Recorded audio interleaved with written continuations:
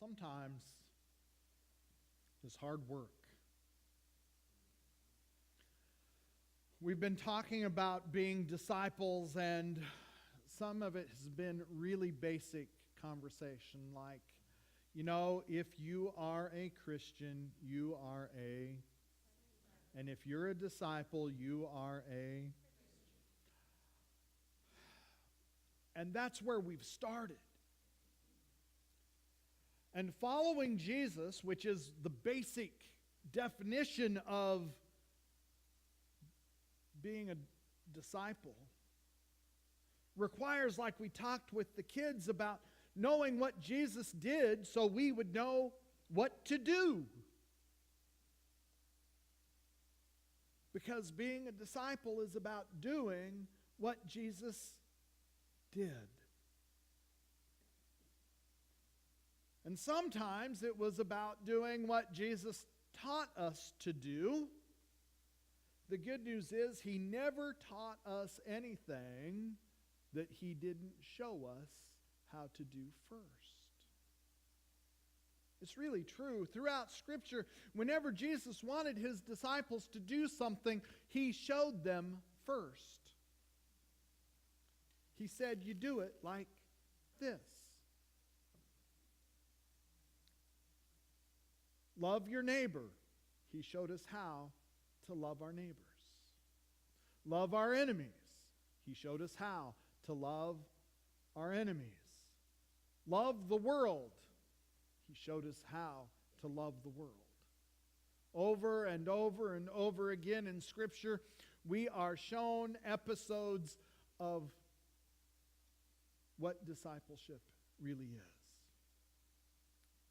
So when we come this morning, one of the things that I'm really grateful for, and I don't know, maybe you aren't as grateful as I am, but I'm thinking that some of you might be as grateful as I am when we wake up every morning and we realize it's a brand new day. Any of you like that idea? It's a brand new day. Because if yesterday wasn't so good, a new day today is better.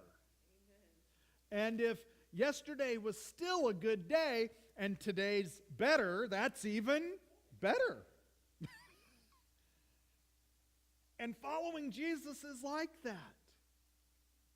I really believe that. I believe that following Jesus is a process that simply, even though there are hardships and struggles and sorrows on the way, that in following Jesus, our lives get better and better and better every day. Now, how do I know that? Well, I know that because Scripture shows that again and again. Even in the midst of the uglies, even in the midst of sorrows, even in the midst of tragedy, amazing things can happen as we follow Jesus.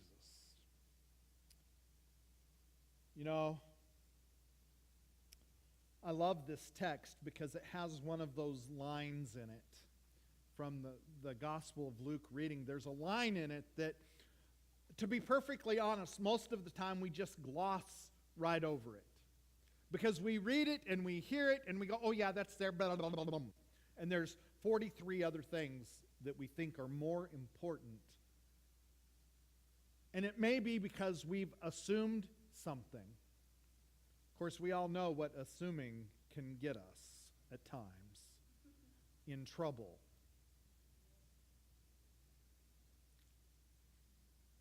In this text, and from the Gospel of Luke, right at the very beginning almost, he's saying, Jesus has gathered in this place to teach the people. And in the crowd, there were some Pharisees and scribes, and there were some of the fans that we talked about that weren't quite followers yet, and then there were some of the followers in there. But there's just this little, almost like 5-word sentence that Luke includes. He says, and Jesus had authority to heal. How many of you actually heard that in that story? Yeah. One little sentence. Jesus had authority to heal. Now that really kind of sets the stage for what's about to happen in this story in the Gospel of Luke. And it's connected to the Gospel of Matthew reading, and I'm going to bring those two together here because it's really important for us to understand some things about what it means to be a disciple of Jesus. So as I was reading and doing my research into this passage, one of the commentators said, hey, don't forget this 5-word sentence that you've already glossed over. He actually said that in his commentary. Because we all assume Jesus has authority to heal, right? But let me tell you something. If Luke includes it, it's important. And so we have this 5-word sentence.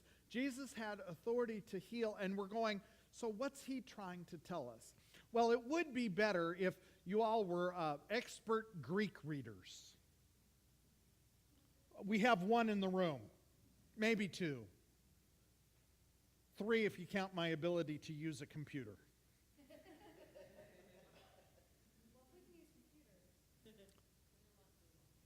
Yeah. Let me tell you something. There's something really important about this sentence. Because what Luke is really saying to us here, he uses the word Jehovah, which is God, identifying Jesus. And then there's this word power. And power is one of those words in the English language that could be any one of about 150 degrees.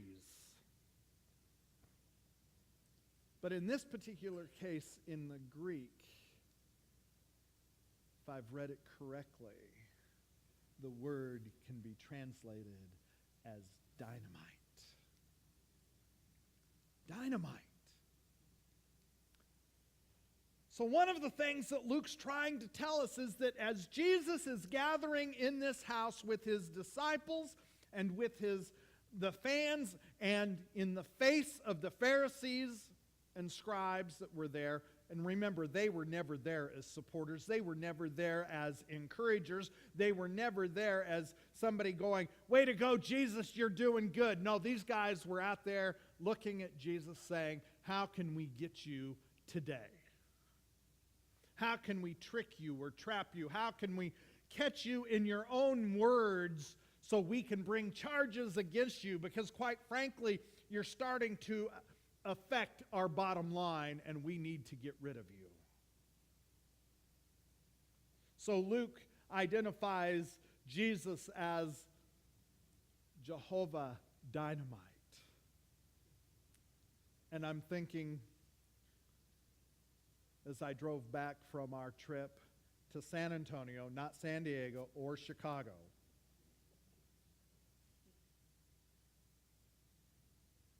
that Jesus was packing power. He was packing power. Now, why is that important for us? Well, let me suggest that because Jesus was packing power, and because he has called us to be his disciples, and because he has equipped us to be like him, you and I in this room who call themselves disciples or Christians are also packing. Oh my gosh. We might. Well, it's a new idea, isn't it? It's a new idea that we Christians might be actually packing power. Jesus says, I've given you everything. And that's where it comes back to Matthew's gospel. God has given me, he says, all authority on earth, and I've given it to you. All power, all glory. And as his disciples, all of that comes down to us.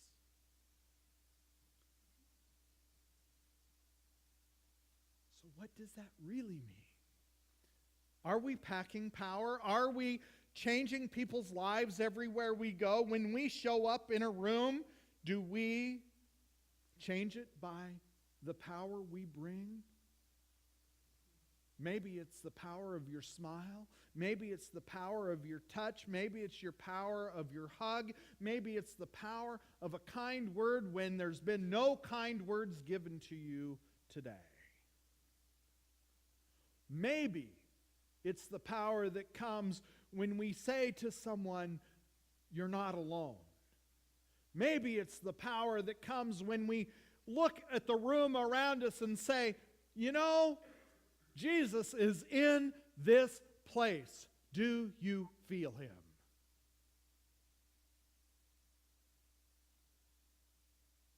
Packing power. Packing power to bring changes to people's lives. Packing power to change our communities. Packing power to change our world. You know, somebody in this room actually told me one day, "What can we do? We're just this little church on Main Street in Duncanville, Texas." And let me tell you, as long as we think that way, that's exactly who we'll be and what we'll be. But when we step up, when we step out, when we move beyond our fear, when we move beyond our complacency, when we move beyond our identity, our tongue-tiedness sometimes. Any of you ever get tongue-tied? Yeah. I almost got there, right there. But I thought better of it. You see, when we start living out our lives as disciples, then our world changes. And what does that mean? Jesus makes it really clear. He says, "Go." Somebody say "go" really loud. Go! Thank you. It didn't say stay. It didn't say sit in your pew. It didn't say stay in the choir loft. It didn't say stay in the church building. Jesus said, to be my disciple, you have to go.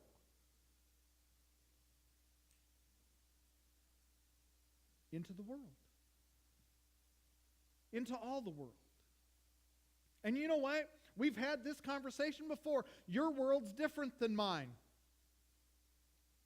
In fact, your world is different than the person sitting next to you.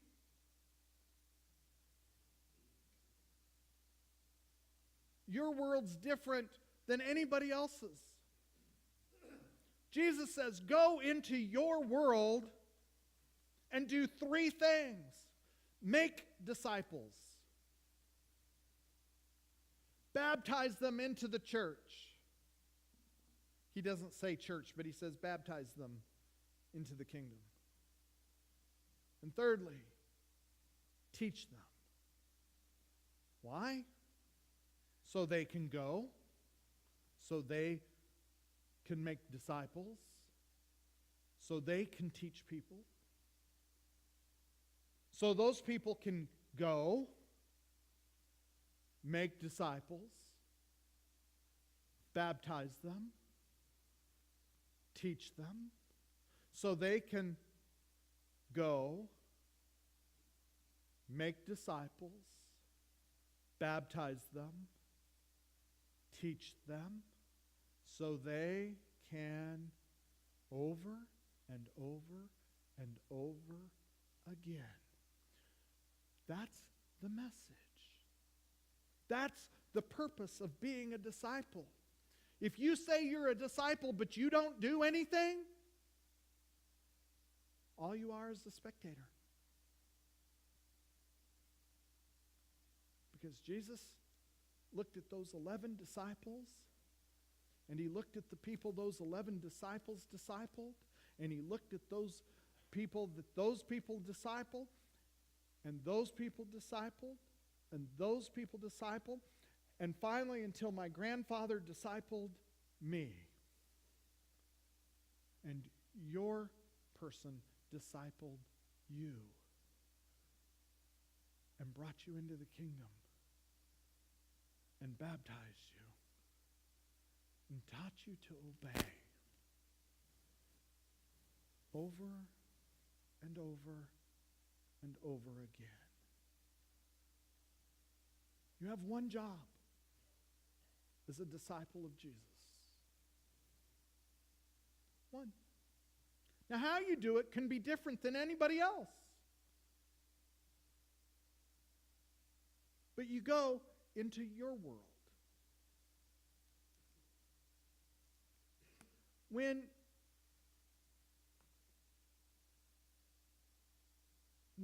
we stop going into our world,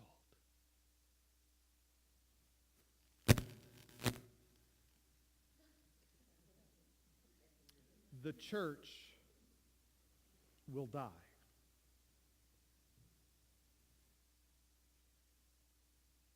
Now, not the church, but if we want to live, then we have to go into our world. And the good news in that is that Jesus looks down through the ages right at you and I and says, I give you all authority to go make disciples. It's your job. It's my job. And we do it together.